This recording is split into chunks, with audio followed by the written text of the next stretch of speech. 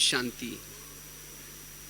सभी बोलेंगे ओम शांति, ओम शांति। तो विशेष सभी माताएं बैठे हैं। वैसे तो माताओं के अंदर बहुत सारे गुण होते हैं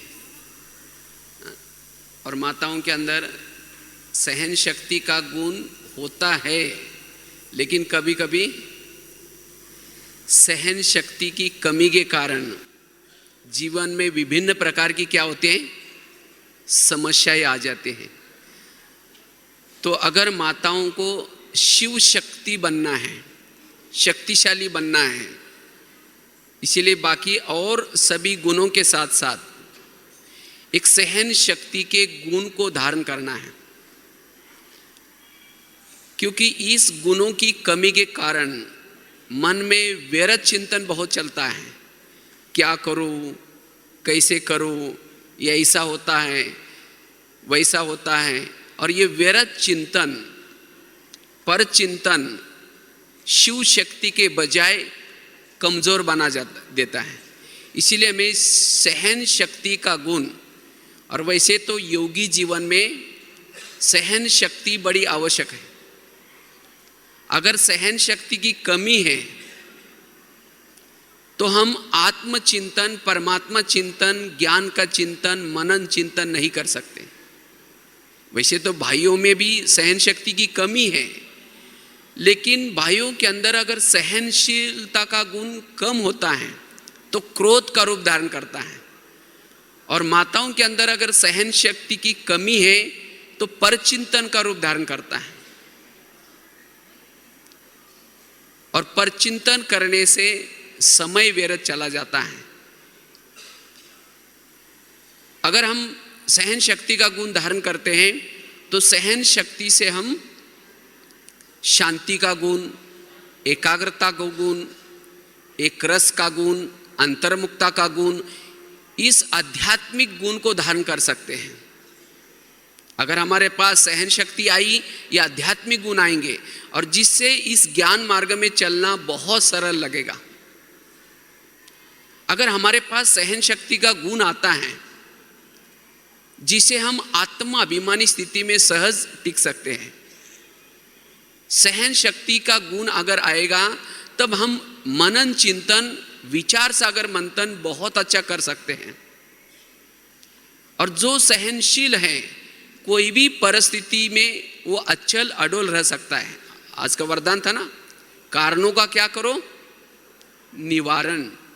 जो कारणों का निवारण करता है, समस्या का समाधान करता है, वो जीवन की हर परिस्थिति में अचल अडोल रह सकता है। इसीलिए हमें क्या करना है, इस सहन शक्ति को सीखना बड़ा जरूरी है। टोटल इस ज्ञान मार्ग का मूल फाउंडेशन है, योग का मूल फाउंडेशन है सहन करना। सहन करना अर्थात जीवन में आने वाली हर परिस्थिति को स्वीकार करना और उस परिस्थिति के प्रमाण चलना। अगर हमारे पास ज्ञान है, हम रोज मुरली सुनते हैं, लेकिन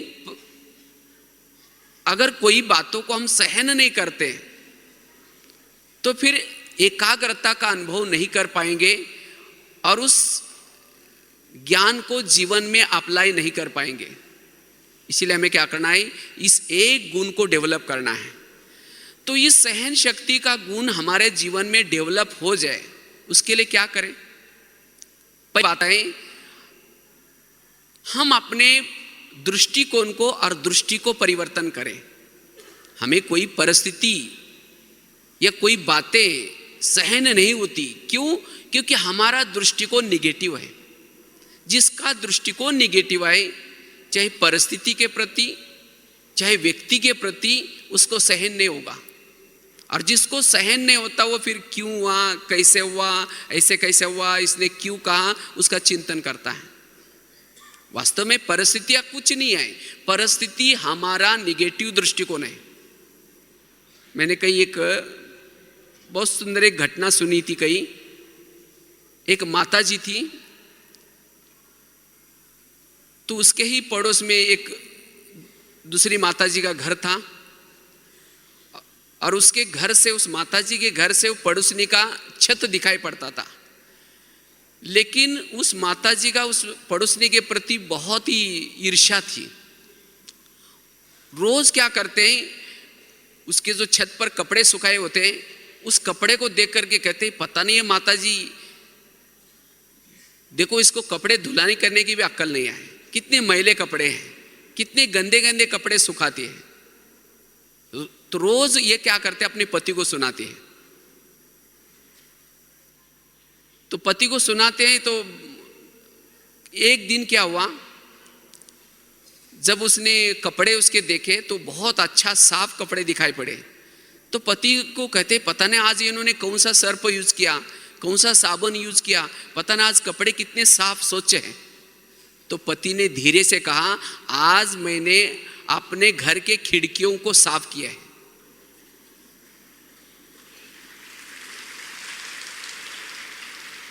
मतलब समझा? रोज वास्तव में वो पड़ोसनी माताजी रोज कपड़े अच्छे धुलाई करती थी, लेकिन वो उसको कपड़े गंदे क्यों दिखते थे? क्योंकि उसके खुद के खिड़की के दरवाजे तो उसके ऊपर धूल लगी थी। जब उसने धूल साफ की तो कपड़े क्या दिखने लगे? साफ। इसी तरह अगर मुझे किसी की बुराई नजर आती है, कोई परिस्थिति बुरी नजर आती है, इसका मतलब मेरे आंखों के ऊपर व्यर्थ बातों का, व्यर्थ दृष्टिकोण का धूल लगी है, और जिसके कारण दूसरा व्यक्ति कैसा नजर आता है? बुरा नजर आता है। और फिर उस बुराई को लेकर के हम दूसरों को सुनाते हैं। उसका समय भी खराब किया, अपना समय भी खराब किया। इसीलिए क्या करना पड़ेगा?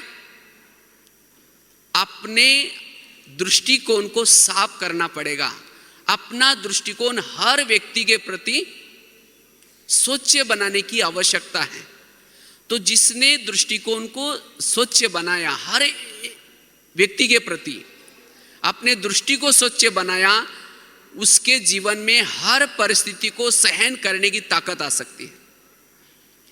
उसके मन के अंदर का निगेटिव खत्म हो सकता है। इस सीजन की बाबा की जितनी भी मुरलियां चल रहे, व्यर्थ को खत्म करो, समय रूपी खजाना बचाओ, संकल्प को बचाओ।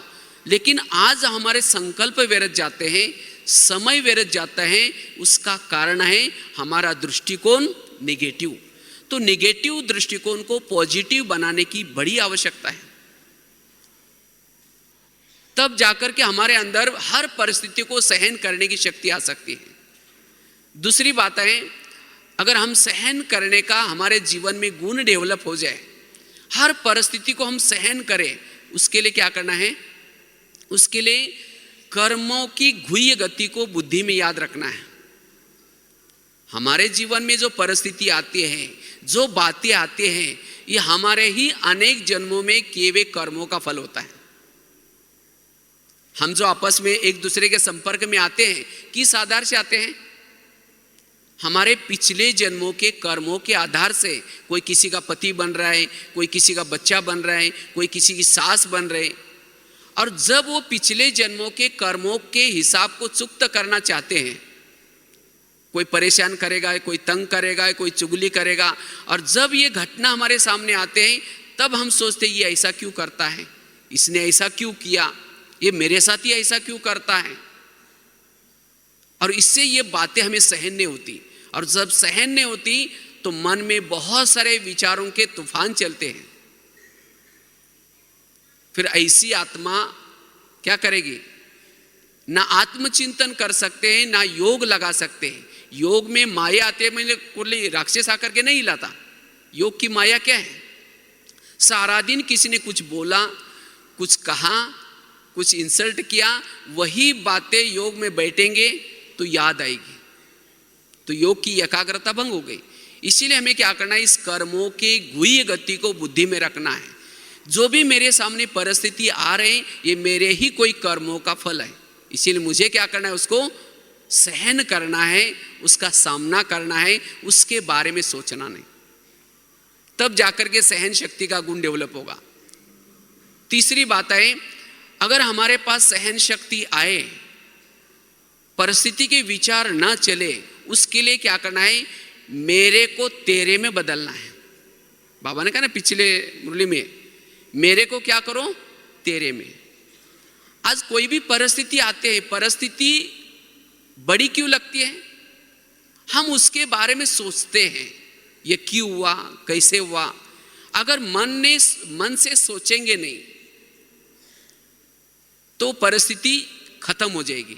जब मन में सोच सोच करके परिस्थिति को पहाड़ बनाते हैं, क्योंकि सोचने से हमारा देह भान आता है, और जब देह भान आता है वो बातें बड़ी बड़ी नजर आती है, और जब हम उस बातों को सोचेंगे नहीं तब हमारी निराकारी स्थिति रहती है, और जब निराकारी स्थिति से उस बातों को देखेंगे वो बातें कुछ नहीं होती। इसीलिए हमें क्या करना है, कोई भी बातों के बारे में सोचना नहीं। मेरा काम है प्रभु का चिंतन करना, सकारात्मक चिंतन करना, और प्रभु का काम है भक्तों के जीवन में, बच्चों के जीवन में जो समस्या आई उससे उसका कल्याण करके दिखाना। अगर कोई भी परिस्थिति के बारे में हम सोचते हैं, इसका मतलब प्रभु के ऊपर मेरा विश्वास नहीं है, वो बैठा है। कोई भी परिस्थिति, अगर आपके लिए कोई खड्डा खोदता है, आपकी कोई बुराई करता है, उसी खड्डे से वो आपका कल्याण करके दिखाएगा। लेकिन कब, जब आप उस परिस्थिति में उसके ऊपर विश्वास रखेंगे, उसी समय भी आप आत्मचिंतन, परमात्मा चिंतन और बाबा का चिंतन करेंगे तब। इसीलिए मैं परिस्थिति के बारे में नहीं सोचना है। अगर परिस्थिति के बारे में सोचा मतलब उस बाबा के ऊपर आपका विश्वास नहीं है, उसके ऊपर भरोसा नहीं है, तब वो परिस्थिति, हमें परिस्थिति महसूस नहीं होगी लेकिन कुछ दे के चली जाएगी। तब हमारे अंदर ये सहन शक्ति का गुण आएगा, और तब परिस्थिति क्रिएट करने वालों के प्रति आपकी दुआएं निकलेगी। लेकिन कभी कभी क्या होता है, जब किसी की बातों को हम सहन नहीं करते तो उसके प्रति हमारा दृष्टिकोण और निगेटिव बनता है, उसको हम बद्दुआएं देते हैं, उसके अवगुण देखते हैं, उसे किनारा करते हैं। ये कोई परिस्थिति का कारण निवारण नहीं है, वो और परिस्थिति को ज्यादा क्रिएट कर रहे हैं। इसीलिए हमें क्या करना है, उस परिस्थितियों में हमें अचल अडोल रहना है, और उसी समय भी आत्मचिंतन, परमात्मा चिंतन करना है। तब हमारे अंदर एक गुण डेवलप होगा। सहन करना ऊपर से कड़वा है, लेकिन इसके परिणाम बड़े अच्छे हैं। परिस्थिति को सहन न करना, उस समय उतावले होना, किसी को अपशब्द बोलना, वो शुरू में बड़ा मीठा है लेकिन इसके परिणाम बड़े कड़वे हैं। इसीलिए हमें क्या करना है, इस सहन शक्ति के गुण को हमें इस ज्ञान मार्ग में क्या करना है, डेवलप करके चलना है। तब जाकर के ज्ञान हमें बड़ा अच्छा लगेगा, और सहन करने से हमारे संकल्प का खजाना बच जाएगा, और जिसे हम शिव शक्ति का रूप धारण कर सकते हैं, जिसे सदा ही हम कंबाइंड स्वरूप बन सकते हैं। आज शिव बाबा से हम दूर क्यों चले जाते हैं?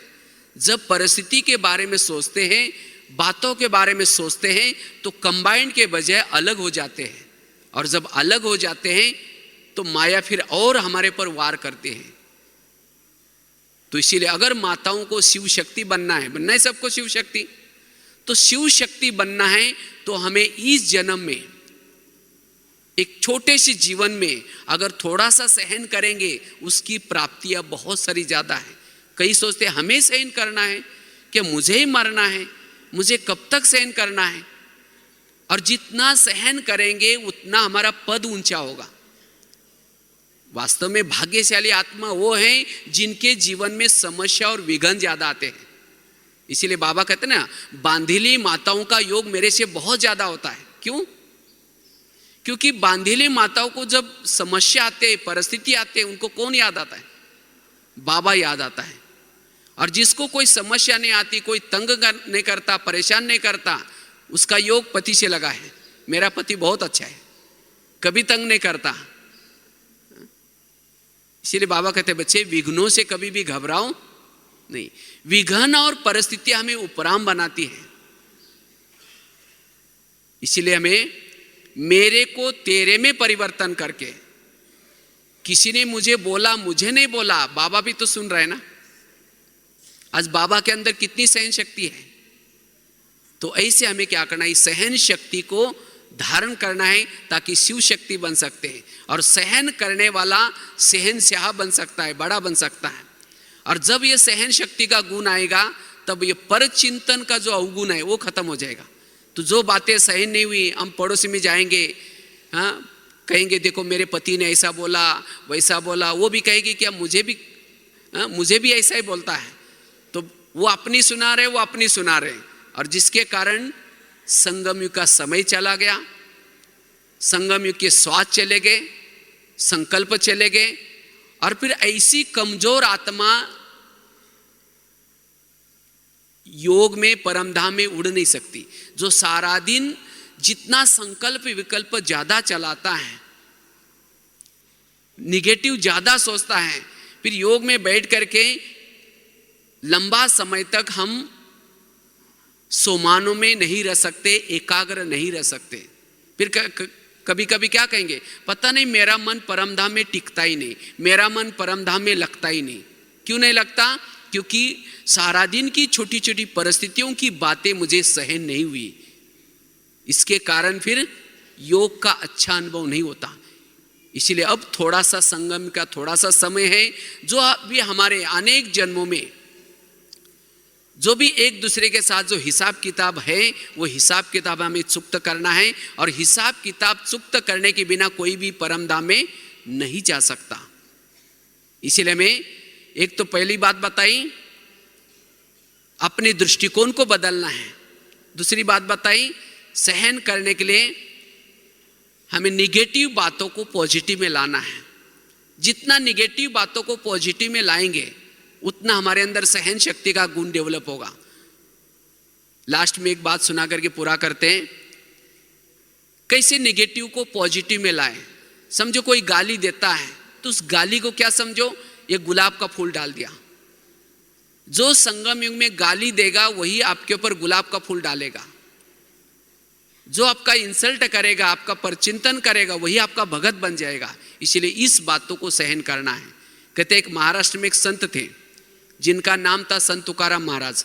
बहुत भक्ति करते थे, तो गली के लोगों ने उसको भक्ति करने के लिए मना किया, तभी उसने नहीं छोड़ा। तो एक दिन सभी लोगों ने पकड़ करके उस संत के गले में सब्जी की माला पहना दी, बैंगन, टमाटर, आलू, मटर, सभी सब्जियां, और मुंह काला करके उसके बाल उतार दिए। और उस संत को एक गधे पर बिठाया और उसको गली गली में घुमाया। इतना भी नहीं छोड़ा, जहां उनकी पत्नी रहती थी वहां तक लाया, और पत्नी को घर से बुला कर कहा इनको हमने बहुत समझाया लेकिन नहीं माना, इसीलिए ऐसा किया। जब उसकी पत्नी देखती है मेरे पति को ऐसा किया, उसको सहन नहीं होता, वो सबको गाली देते हैं जिन लोगों ने ऐसा किया था।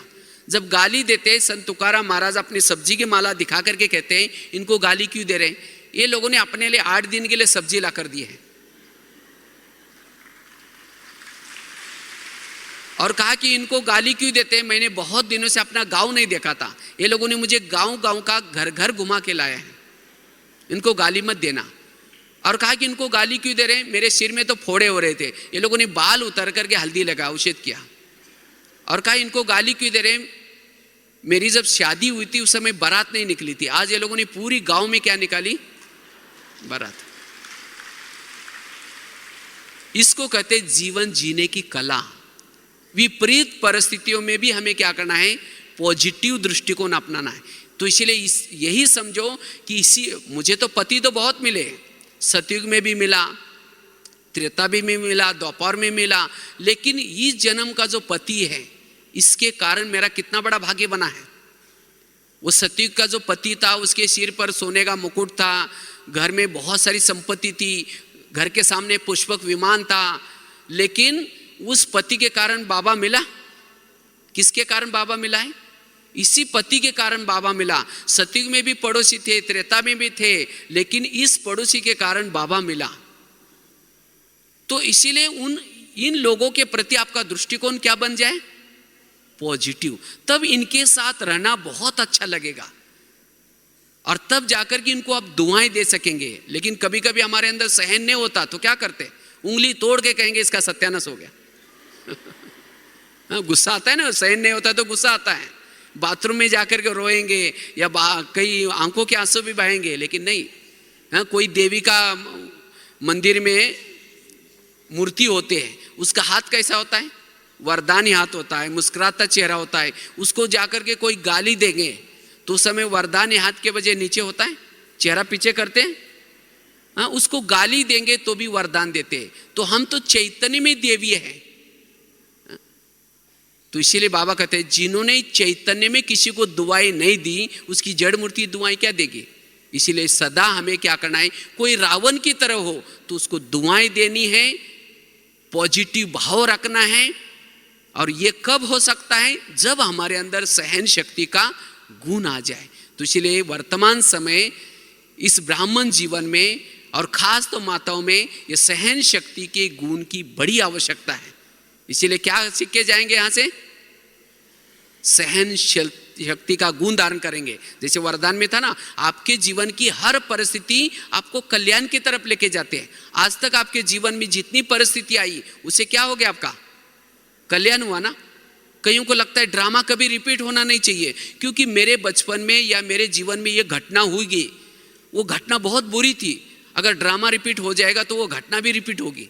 अगर वो कड़वी घटना रिपीट नहीं होगी तो यहाँ की घटना भी, यहाँ जो आए हैं वो घटना भी रिपीट नहीं होगी। इसलिए ये ड्रामा बड़ा कल्याणकारी है। आज तक जीवन में जो हो गया वो भी कल्याणकारी है। इसीलिए हमें क्या करना है? सदा ही हर परिस्थिति को खुशी खुशी से सहन करना है।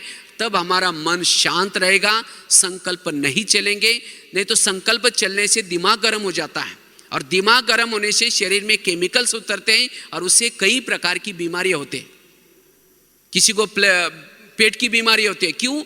जिसको सहन नहीं होता, ईर्ष्या करते, ईर्ष्या करने से पेट की बीमारी होती है। इसीलिए कहते हैं ना, तुम मेरे को देख करके तुम्हारे पेट में जलन होता है क्या? आज किसी को ब्लड प्रेशर बढ़ता है, बीती हुई बातों को याद करने से ब्लड प्रेशर बढ़ता है। किसी को शुगर होते है। क्यों? दूसरों को अपने अंडर में रखने से कोई बात नहीं सुनता, तो फिर ऐसा निगेटिव विचार चलते जिससे शुगर पैदा होते हैं। इसीलिए कहते हैं ना, जिसका पाँव गरम, पेट नरम, दिमाग ठंडा, उस घर में कोई डॉक्टर है उसको मार दो डंडा। इसीलिए कभी भी हमें अपना दिमाग को गरम नहीं करना है और उसके लिए सहन शक्ति का गुण धारण करना है। तो जरूर आप सभी जो भी परिस्थिति आई है या आएंगी उसको खुशी खुशी से सहन करना है। तब हमारा मुरली का चिंतन चलेगा, बाबा का चिंतन चलेगा, तो फिर योग लगाना भी बहुत बड़ा अच्छा इजी होगा। और तब योग लगाने से शिव शक्ति का रूप धारण कर सकेंगे। ठीक है? ओम शांति।